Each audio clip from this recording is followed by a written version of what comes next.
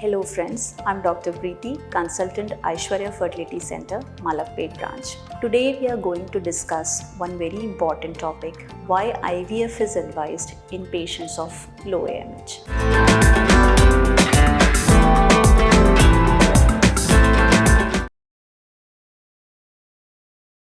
So whenever a couple comes for evaluation and doctor finds out that the female partner is having low AMH, usually doctor starts by advising IVF, and then patient suddenly gets scared. There is a period of denial and everything. They might be asking multiple second opinions over a period of time, and by the time they accept IVF, usually time has gone. So in first place, we will discuss why doctors are actually advising IVF. And is it important to have IVF? Can they not conceive naturally? The first question which usually comes to a female partner's mind is, can I not conceive naturally ever? The answer to this simple question is yes, you can conceive naturally.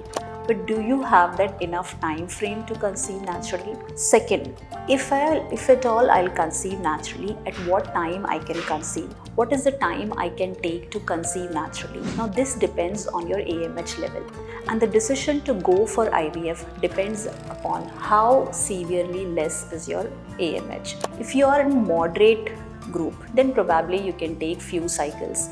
But if you have very low AMH, then please take an informed decision and don't delay your treatment. Now what exactly happens, or why we are advising basically IVF in low AMH patient? See, for any natural patient or for any couple, we usually give a time frame of 12 months for them to conceive naturally.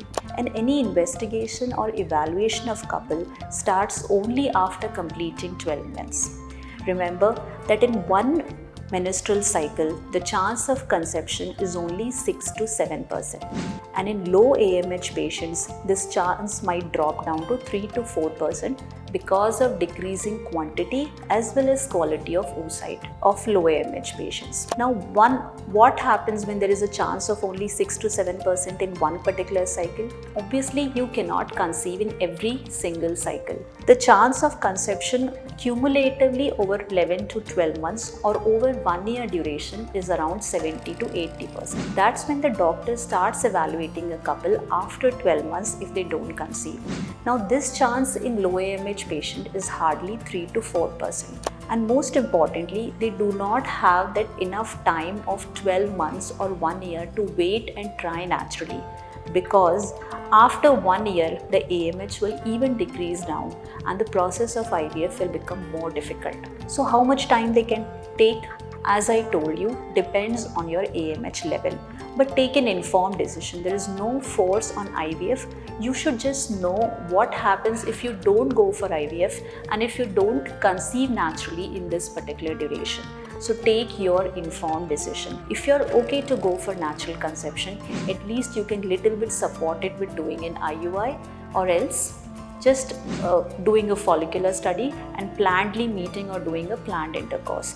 And if you don't conceive in 1 to 2 cycles, probably you plan for stepping up your treatment to IUI or IVF. So only reason why we are advising IVF is to increase your chances of pregnancy in one cycle to the level of 60%.